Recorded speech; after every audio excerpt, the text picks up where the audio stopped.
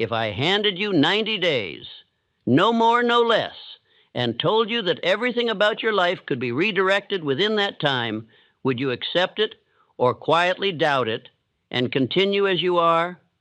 Most men hesitate, not because they lack desire, but because they have been conditioned to believe that real change must take years.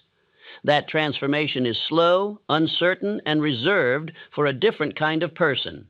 That belief keeps them still. Time is not your limitation. Indecision is.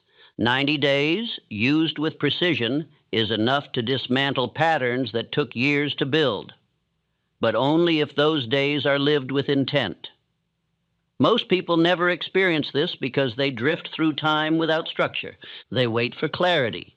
They wait for motivation. They wait for the right moment. And while they wait, nothing changes. Let me ask you something directly. If you knew without question that your life could shift in 90 days, what would you stop tolerating today? What habits would you cut immediately? What excuses would lose their power the moment you became serious? Because tolerance is the real enemy. You tolerate distraction. You tolerate delay. You tolerate the version of yourself that promises action but delivers hesitation. And as long as you tolerate it, you remain exactly where you are. Reinvention begins with rejection. The rejection of what no longer serves you. The man you are today was not created overnight. He was built through repetition. Thoughts repeated, actions repeated, decisions repeated until they formed a pattern strong enough to feel permanent. That pattern is identity, and identity can be changed. Not gradually over years, but deliberately, through consistent action over a defined period of time. 90 days is enough if each day is used to reinforce the same direction. But this is where most fail.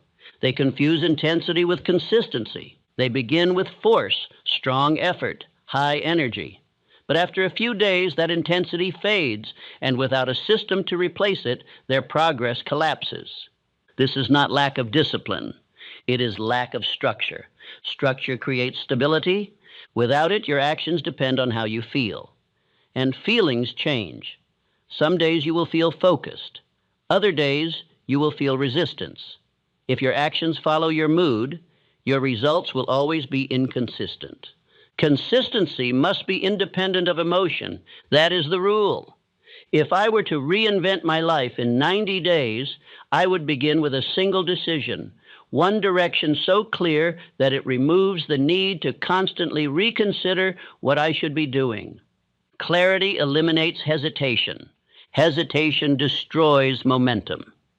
From that clarity, I would define my actions in advance, not leaving the day to chance, but deciding what must be done before the day begins and executing regardless of how I feel in the moment. Because decision removes negotiation. Negotiation invites delay, and delay is the beginning of drift. There will be moments when the old patterns return, when the familiar habits call for your attention, when comfort appears more appealing than effort. That is not a sign to stop. It is the exact point where change is happening. Resistance signals transition. The mind resists what is unfamiliar. It pulls you back toward what is known, even if what is known is limiting. And unless you recognize this, you will mistake resistance for a reason to quit. That is how most men reset, again and again. They begin with intention, encounter resistance, and return to what is comfortable. Not because they cannot continue, but because they have not trained themselves to move through discomfort. Comfort preserves identity. Discomfort transforms it. If you want to become someone new, you must act in ways that feel unfamiliar, repeatedly, consistently, until what was once uncomfortable becomes natural. That is how identity shifts, not through thought alone, but through repeated action aligned with a clear decision. In this lesson, you will discover how to structure these 90 days with precision, what to focus on, what to eliminate, and how to build a system that does not collapse when motivation fades. You will learn how to move from scattered effort to directed action, from hesitation to execution, from repetition of old habits to creation of new ones that hold under pressure. But before any method works, you must accept this truth. You are not waiting for time to change your life. Time is waiting for you to decide how it will be used. And the moment you decide, fully, without hesitation, and commit to those 90 days, something shifts. Your focus sharpens. Your actions align. Your identity begins to move in a new direction. And that is where reinvention begins. Chapter 1. Then let the first truth be accepted without argument. The life that is now displeasing was not built in 1 hour, and it will not be broken in 1 hour. Yet it may be redirected in 90 days, if those days are governed by law instead of mood. Most men doubt this because they confuse time with power. Time by itself changes very little. It merely passes. Power lies in the use of time. And when 90 days are used with definiteness, discipline, and a fixed purpose, they become greater than 10 years spent in drift. The old self survives because it is tolerated. That is the first law that must be understood.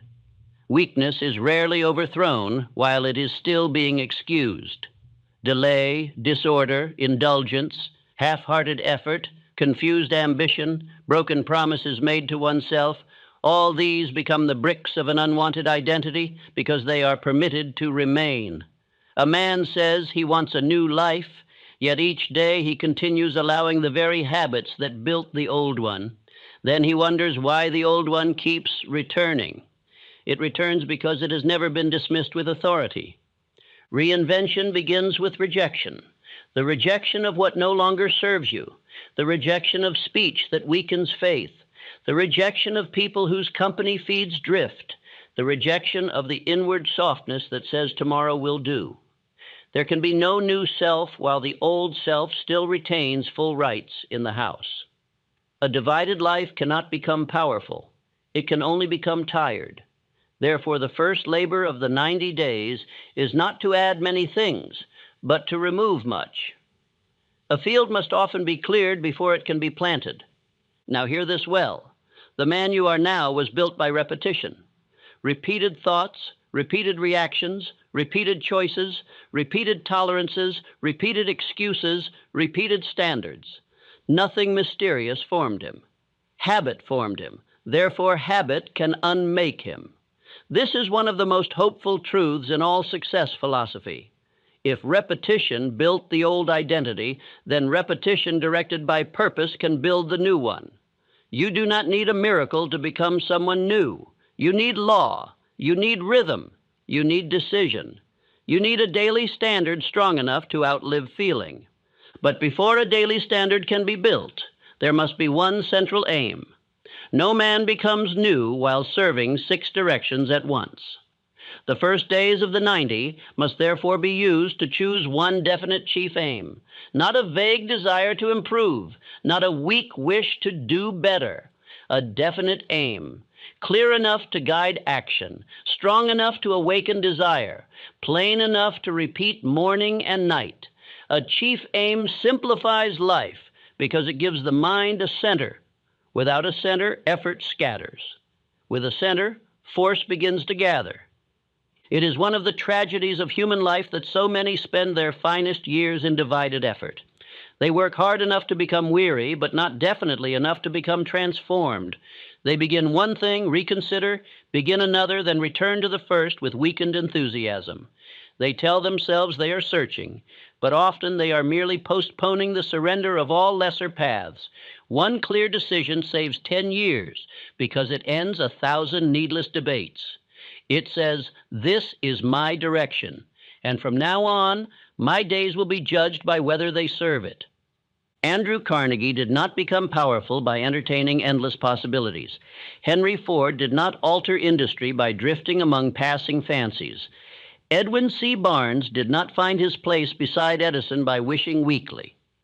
These men differed in station and method, but they shared a common law, definiteness. They knew what they wanted. They held to it. They organized their minds around it. That is why their energy multiplied, while the energy of lesser men leaked through uncertainty. Power is not always a gift of greater talent. Often it is the result of less internal division. You ask how 90 days can matter so greatly. They matter because a man can, in 90 days, end the toleration of the old self and establish a new inward government. He can stop lying to himself in small ways. He can stop beginning without carrying through. He can stop excusing what he already knows must go. He can stop speaking as though fate were his master. In 90 days, such corrections, repeated daily, begin to alter posture, speech, bearing, confidence, and action. The old self loses authority because it is starved. The new self gains authority because it is obeyed. Others will notice this before the great outer rewards arrive. Family will hear a difference in the voice. There will be fewer vague declarations and more exact statements. Friends will see less restless shifting from mood to mood. There will be fewer excuses, fewer dramatic starts, fewer theatrical collapses. Rivals, if there are rivals, will sense greater seriousness. Society always feels the difference between a man who is trying something and a man who has decided something. One amuses, the other commands attention, and all of this begins before wealth, title, or fame has yet changed hands. The first days of reinvention must therefore be severe with tolerance. Ask, what have I been permitting that a man of purpose would reject? What speech? What habit? What indulgence? What companion? What inward agreement? The answers may not always be pleasant, but they are liberating. For the moment you clearly see what you have been tolerating, you are no longer helpless before it. You may remove it. The weak man bargains. The man who would become new judges and acts. This is not cruelty toward oneself. It is self-respect, awakening into command. Alongside this rejection, there must be burning desire. A 90-day reinvention cannot be carried on mere curiosity. It requires an inward fire strong enough to make comfort seem cheap. The listener must not merely admire a higher life. He must begin wanting it more than he wants the old excuses. That desire must be tied to the chief aim. It must be spoken. It must be pictured. It must be revived daily. A weak wish will not survive the first resistance. A burning desire will. That is why all achievement begins not only with thought, but with emotionalized thought turned toward a definite end. So let the affirmations of the first stage be plain and forceful. I am the master of my fate. I control my thoughts. I act with purpose. I persist until I succeed. And this must also be said until it begins to sound like identity rather than mere aspiration. I am the type of person who is disciplined, focused, confident, successful, and unstoppable. Do not dismiss such lines as ornaments. Repeated with feeling and joined to conduct, they become instruction to the subconscious mind. The old self was built by repeated suggestion of weakness. The new self must be built by repeated suggestion of strength, backed by repeated acts of obedience. If words are spoken and denied by action, they remain thin. If words are spoken and confirmed by action, they gather force. That is why the 90 days must be lived, not merely admired. The first victory, then, is inward government. The listener chooses the aim, rejects the old tolerances, speaks the new law, and begins at once to live by a firmer standard. No dramatic trumpet needs sound. The world may see little at first, yet the great matter has begun. The old man has lost the right to rule unchallenged. The new man has been declared. And once that declaration is repeated through conduct, even the unseen parts of the mind begin adjusting to the new order. That is why a man may truly become someone new in 90 days. Not because time is magical, but because law, when obeyed, is swift in its first rewards. Chapter 2. Now, once the aim has been chosen and the old tolerances judged, the second great necessity appears. Structure must replace mood. If the 90 days are left to the temper of emotion, they will fail. For some mornings, enthusiasm will be abundant, and on others, resistance will appear like a wall. If action depends upon feeling, then action will vary with weather, and anything governed by weather cannot build a new life. The new life must be built by law. That law must say what shall be done, whether delight is present or absent. Most men confuse intensity with discipline. They begin with force and mistake that force for permanence. But intensity alone is unreliable. It burns brightly and then often fades. Structure is greater because structure carries a man when emotional fire is low. Therefore, the day must be decided in advance. Duties must be named before the hour of temptation arrives. The chief labor must not be left for negotiation in the moment. Decision must already have spoken. This is why clarity eliminates hesitation. One does not debate what has already been settled under calmer authority. The listener who would become new in 90 days must therefore create a daily law. There must be a fixed time for the central work, fixed standards for conduct, fixed refusals, fixed affirmations, fixed review. This may sound plain, and it is. Yet plain laws obeyed are stronger than grand ideas admired and ignored.